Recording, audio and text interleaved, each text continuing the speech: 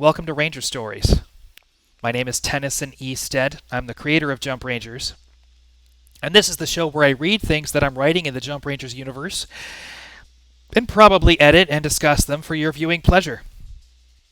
Today, we're reading Jump Rangers, A Game Called Conquest, Chapter 7. Getting rid of Melinda Nova meant the Sarge and I could finally talk in private. Look, I like grown-ups. Having someone to talk to who really gets engineering, because the Sarge couldn't care less about the laws of physics, was kind of a big deal. Okay, we're going to fix that, because I don't even like that. Because the Sarge couldn't care less about math. Because the Sarge couldn't care less about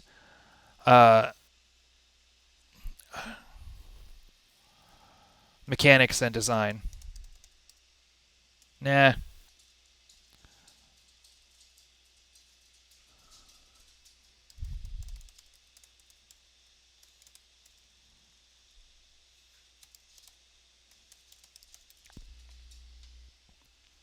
Because the Sarge couldn't care less. Just the Sarge couldn't care less.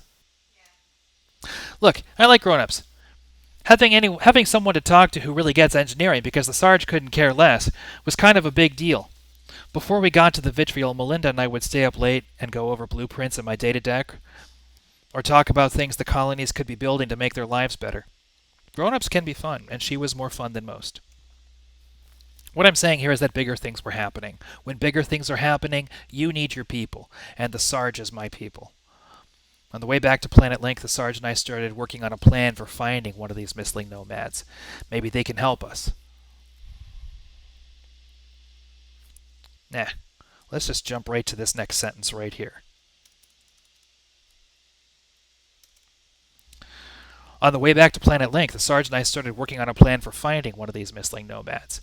Maybe they're just as dangerous as the most glorious and exceptional Squeak would have us believe, but finding out the answer to that question isn't going to get people killed. Going to Suros and starting a war, that's going to get people killed for sure.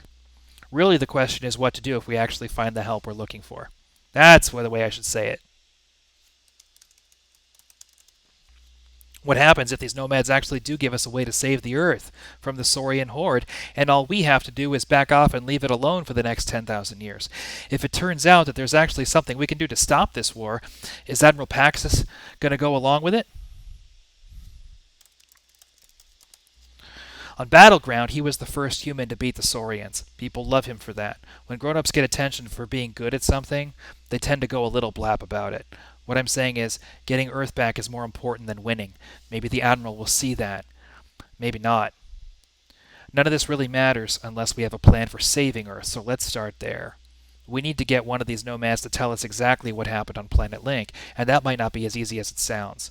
Most glorious and exceptional Squeak wasn't too impressed with us, and that's considering how we went to the trouble of shrinking ourselves down just to meet her. You'd think that would count for something, but no. So how do we find a nomad? What do we know about them? How do we find a nomad? That's a question that should be its own paragraph. How do we find a nomad? What do we know about them? They can never live among us. That's what Most Glorious Squeak told us, right? They're living in exile because of what they did with Planet Mist, and that's one thing we know for sure. Another thing we know is that the Mistling colonies would be in trouble without the flickering, teleporting between worlds. Before the nomads were nomads. Am I still on stream, and do I still have audio? Before the nomads were nomads. Testing 1, 2.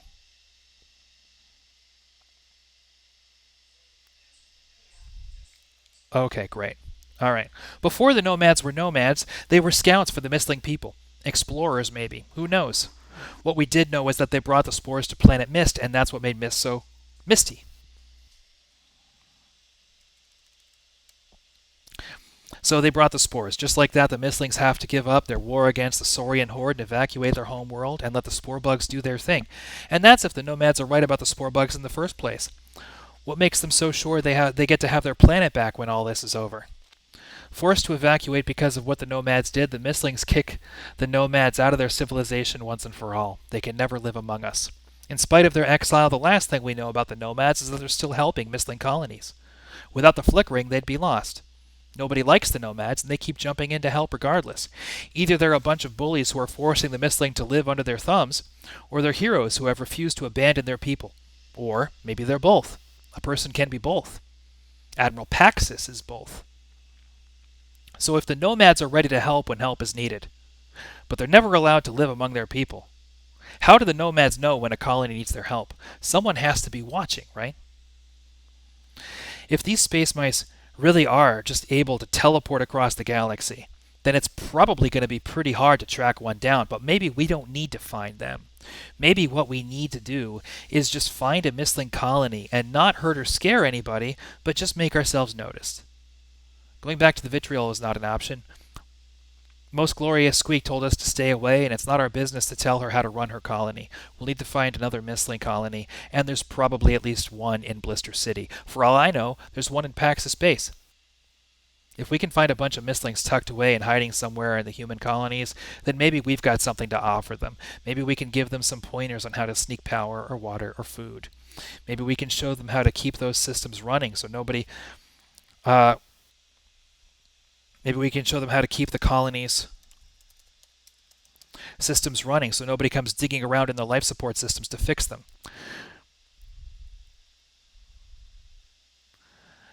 And winds up stumbling.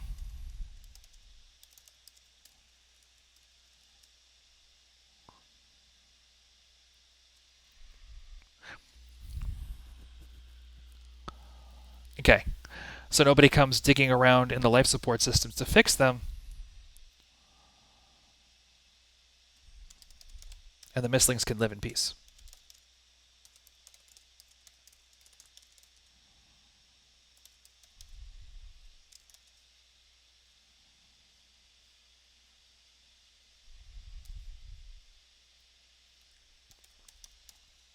Maybe we can show them how to keep the colony systems running so nobody comes digging around in the life support to fix them. Maybe we can show them how to keep the colony running. The colonies, there's too many systems. That's the problem.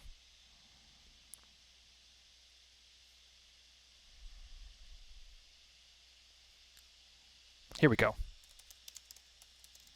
That's the problem that I'm having. So nobody comes digging around. Maybe we can show them how to keep the colony's life support systems running so nobody comes digging around to fix them and the Mistlings can live in peace and quiet. Maybe the Mistlings don't trust human colonists, but that doesn't mean they can't trust the Rangers. Maybe it's possible for humans and Mistlings to help each other. After all, and maybe this is just another one of those things the grown-ups don't need to know about just yet. By the time we'd reached Planet Link, and by the time we'd snuck across the front lines to get picked up by the transport to Paxa Space, the Sarge and I were full of excitement, hope, and big ideas. Was there a Mistling colony at Paxa Space? How are we going to look for them without anybody getting in our business? When Jump Rangers show up at a colony, and even a colony as busy and bustling as this one, it's kind of a big deal. If the Sarge and I just disappeared for a few days to climb around in the station's insides, someone's going to get curious and wonder where we are. Maybe on another station we could get away with just letting them wonder. Here on Paxa Space, just about everybody's a scout or an analyst or something. In the Rangers, they used to call Sudropaxis Ferret because he can't let go of something once he's noticed it. If Sudropaxis finds out that we're trying to end his brother's war by getting in league with a secret society of teleporting space mice that may or may not have led an invasive infestation of space bugs onto their homeworld, you can forget about stopping the war against the Saurians. We'll be lucky to stop the colonies from going to war against the Mistlings. So what did the Sarge and I do to cover our tracks? We did what any ranger does when they're stuck in a bind at Paxa Space. We asked Uncle Slappy to cover for us. Do you think you're the first people to think you've seen a space mouse? Now look, Uncle Slappy. I didn't say I thought I saw a space mouse. Space mice tried to lock us up. We had a good long talk with their leader. What I'm telling you now is that I'm going to be scanning for them at Paxa Space, and I'm asking if there's some way you can keep the grown-ups off our butts while we do it. Just tell them you've sent us off to look for soup ingredients or something. Slappy smiled. Here's the thing, Major. Before I joined the Rangers, I came from a colony back on Mars. When I was little, people used to tell fairy tales about little mice that lived in the life support and helped to keep the colony running. After my ranger training, I was spending a lot of time helping out in the outer colonies, way out on the opposite side of the Saurian Empire from Loom Space, out on the edge of nothing, out by Planet Mist. That's right, out by Planet Mist. All those stories I heard as a kid were stories that parents were telling in some of these outer colonies too. Okay, this is a little bit of a mess. All those stories I heard as a kid were the same stories parents were telling in some of these outer colonies. Going all the way back to Earth, before the invasion, people would tell stories about little folk who helped around the house. All the way back to the early days of writing. There's stories about little folks who would help keep the fires burning or help to grow the crops or whatever it is you like. What I'm telling you is that you're not the first kids to go looking for the little folk, and you won't be the first kids to find them if you do. Then how come nobody told me? Why don't they teach you about this in ranger training? Why aren't the mistlings working with us? You want my opinion? You're the one I'm asking, aren't you? Maybe people don't have the patience for an idea like they've been watching us all this time. Maybe people don't want to think that there's someone out there who knows us better than we know ourselves. There's a reason why anybody keeps to themselves. Whatever that reason is, it's not for me to say it's right or wrong. What I know for sure is, that's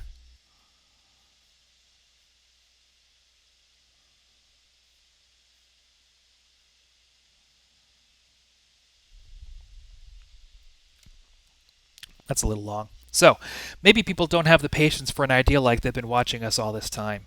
Maybe people don't want to think that there's someone out there who knows us better than we know ourselves. What I know for sure is I respect a person's privacy. In the eyes of a little person like that, we might not look so different from the Saurian horde.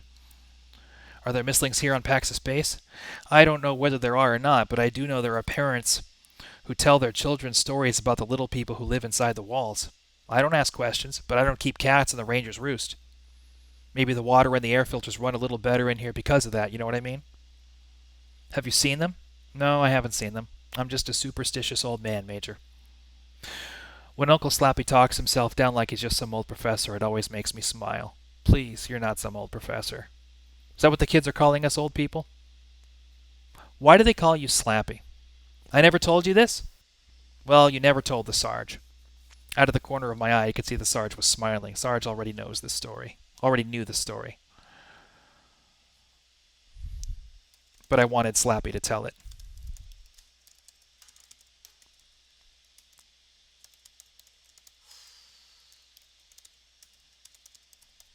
Okay. Well, you never told the Sarge. Out of the corner of my eye, I could see the Sarge was smiling. Sarge already knew the story, but I wanted Slappy to tell it anyway.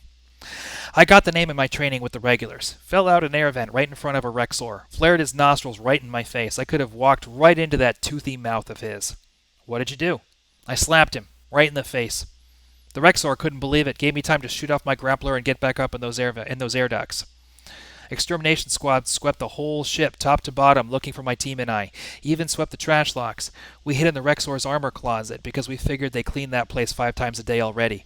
Exterminators don't go rummaging through a Rexor's quarters, not unless they want a job in the mines. Does that sound like a professor to you? Yeah, well, time changes everything. I know you don't quite see it yet, but believe me, time makes you think twice about a lot of things in life. Like what? Well, for example, I could tell you that nobody would be living in the walls of Pax's Space unless they had a reason. Going in there like you own the place could cause more problems than it solves. For a moment, I think about what Uncle Slappy said. But I'm going in there.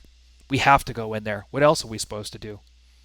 Uncle Slappy just smiled. See? What did I tell you? I'm old. Okay, old man. So, will you cover for us? Seems to me the soup could use a little something extra. It's a stupid thing to ask, but the undersores use a spice called cockra in their meat. It's a bitter, spicy taste, a little bit like wood. Little goes a long way, but I'm fresh out. Maybe you could poke around one of those undersore supply depots and find me some? Yeah, I think we can manage that. And that is Chapter 7 of Jump Rangers, a game called Conquest. You know, I was having audio issues. I actually recorded this once before, and the audio didn't wind up on the stream. and I wasn't as happy with the text as I wanted to be, and I'm glad that we went over it one more time. This actually worked out pretty well. So thank you for watching. Thank you for your patience. Couple pieces of information. First of all, on Thursday at 5 p.m. Pacific, I'm on twitch.tv/Jump Rangers. I'm going to be streaming the mission files, which is when I sit down once a week and I write a Jump Rangers one shot on stream. If you want to come and hang out and talk through, Jump Rangers lore or contribute to the mission or anything else, I would certainly love to have you on stream. I'm hoping as things take off, it will become a more and more interactive experience. And the other thing is that on Saturday at 1 p.m. Pacific, I'm going to be streaming a new stream called Metagame, which is when I run Jump Rangers for Ippy Looney and for Federico Estevao de Souza, who is our esteemed art director.